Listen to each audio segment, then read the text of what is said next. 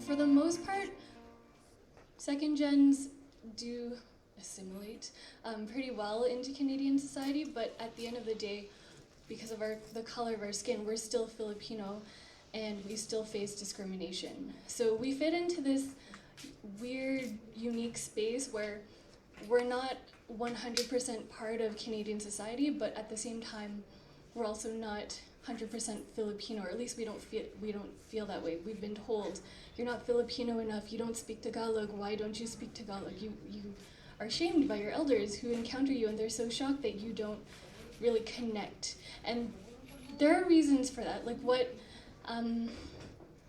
are some reasons that second gens have trouble connecting? Part of it would be language. So not everyone grows up speaking their native language at home, and so they're not able to effectively communicate with other Filipinos, so that creates some distance already between first generation, second generation, 1.5 generation. There's also a lack of cultural awareness. So the physical distance of growing up here, meaning like you're separated from the Philippines, makes it hard for you to know what life is like back in the Philippines. And yes, you can go back, but at the same time, colonial mentality plays a factor in keeping us from our roots, because our homeland is actually very Americanized. So they love the culture in the West, and they love being part, like buying American brands and like watching American TV and movies and listening to music. So that makes it harder for us to discover our roots. And another issue that helps us, stops us from connecting is a lack of pride, or sometimes almost like a shame of your culture. And that's linked to the socioeconomic status of Filipinos in Canada. We see from our families and from our parents that Filipinos leave the country in search of better jobs, like in search of a future for their families.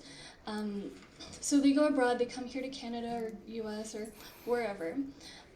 But what is not evident is that these are not isolated cases. This is a systemic thing that's happening. So Filipinos are actually being pushed out. We talked about this thing called labor export policy.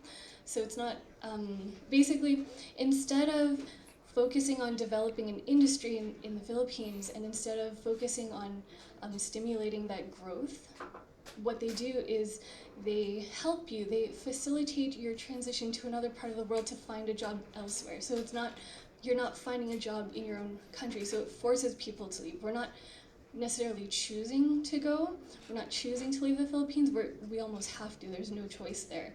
So that's one part of it. We're systemically being pushed out of the country, and then when we go abroad to places like Canada, we're also facing issues here as a group. We are de-skilled and deprofessionalized, so we are forced to work in like lower paid jobs. So you'll see a lot of Filipinos in roles that are like cleaning or like a food industry, that kind of thing. So because of these issues at large, it's hard for Filipinos born in Canada to feel a sense of pride in their culture, which is such a shame. And actually, it wasn't until I learned about these kind of bigger issues with anakbayan.toronto that it wasn't until then that I started caring. I started to care about what's happening to the Filipino community here and also what's happening back home. So one thing that Filipino Canadians can do, or if you guys know any who are trying to reconnect with their roots, one thing you can do is put them in contact with us. So actually in your booklets, in the programs, we have our email address and website, so you can put them in touch with us.